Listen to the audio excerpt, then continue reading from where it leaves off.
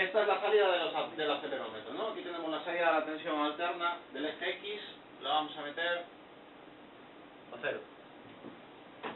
a la sub 0. La del eje Y la vamos a meter a la sub 1 y la del eje Z a la sub 2. Y ahora es importante, el Arduino tiene una entrada de tensión de referencia, que es la que va a utilizar el conversor analógico digital. Va a ser la tensión con la que se va a referenciar la escala esa de 0 a 1023, ¿no? Y en nuestro caso era de 3,3 voltios, que va a ser la tensión máxima que nos va a dar el acelerómetro y va a ser la que trabaja. Entonces esto tenemos que conectarla al mismo Arduino que tiene una salida que es 3,3 voltios. La alimentación del acelerómetro VDD va también a 3,3 y nada, lo de siempre, GND, la masa y el Arduino, pues su alimentación que lleva en este caso por el bus USB. Definimos las entradas, ¿no? Que son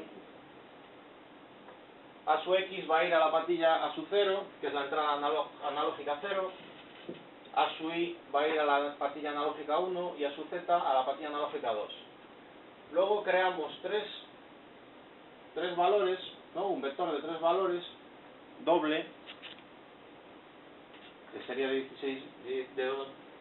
2 bytes, 16 bits, que sería para almacenar el valor del cero, del acelerómetro del eje X, del eje Y y del eje Z, ¿no? Lo que dijimos antes, el valor de calibración en la posición de reposo.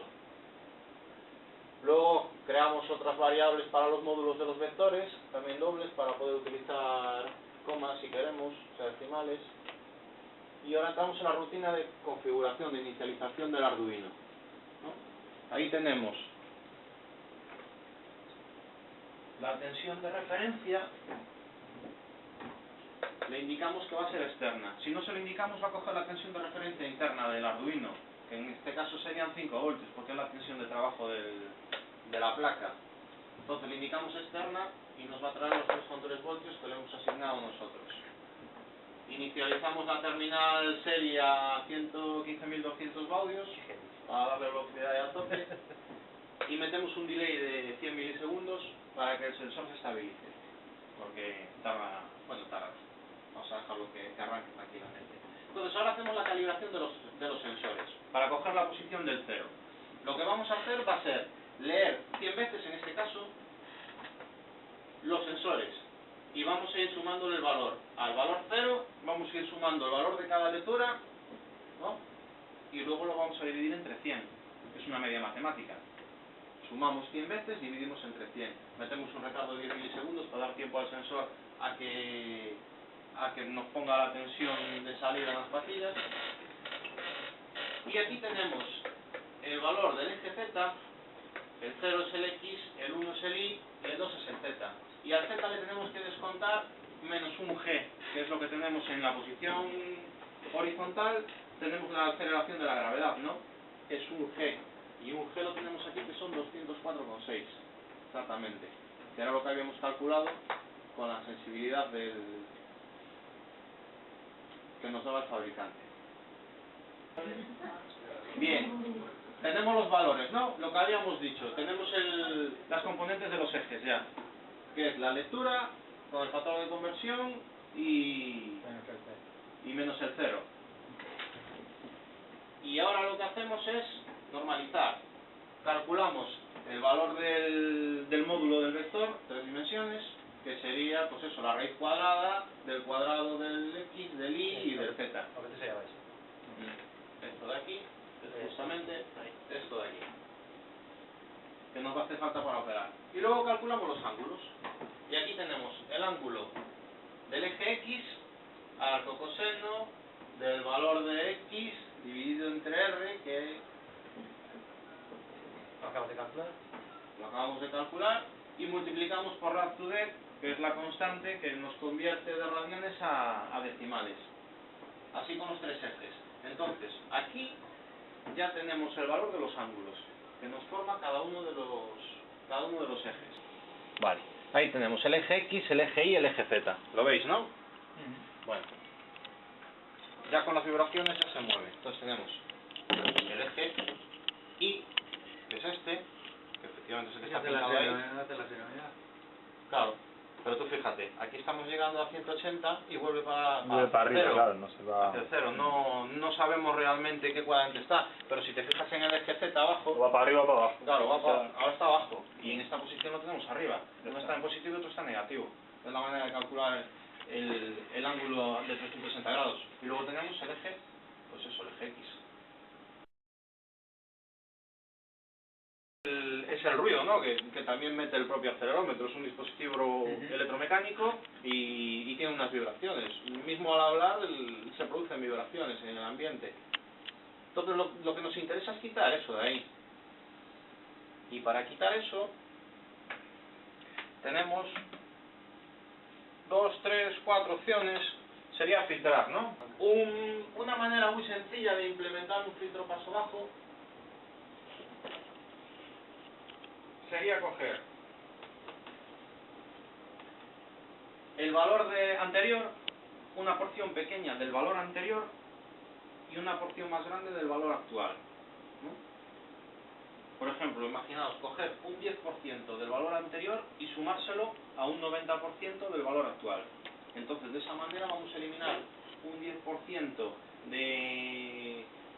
de valor nuevo, que puede ser un valor más alto, lo vamos a recortar, pero al mismo tiempo lo vamos a aproximar al valor anterior. Y el valor anterior, imaginaos que teníamos el valor aquí y el nuevo es así, aquí, ¿no?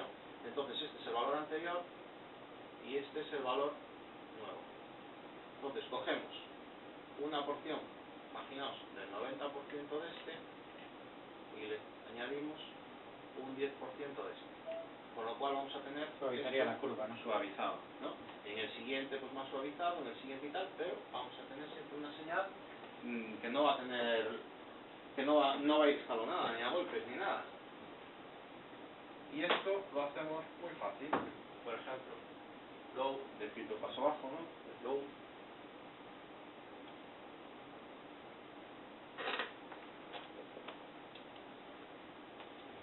Cogemos el ángulo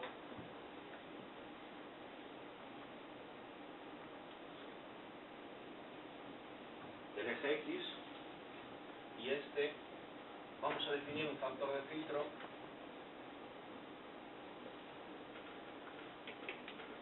de, por ejemplo, 0,1, que sería un 10%. Cogemos el valor del ángulo, lo multiplicamos por el factor de filtro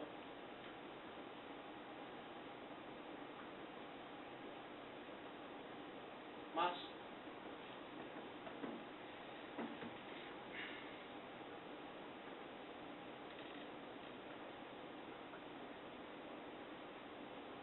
el valor anterior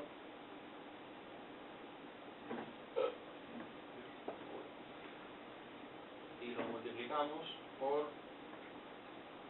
1 menos el factor filtro.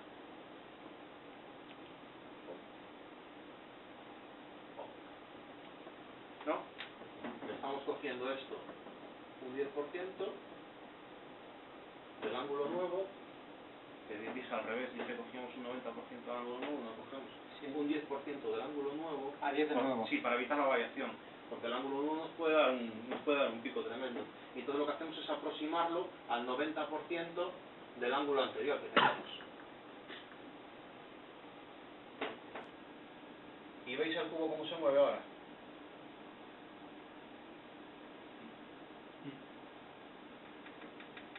Aún tiene una pequeña variación.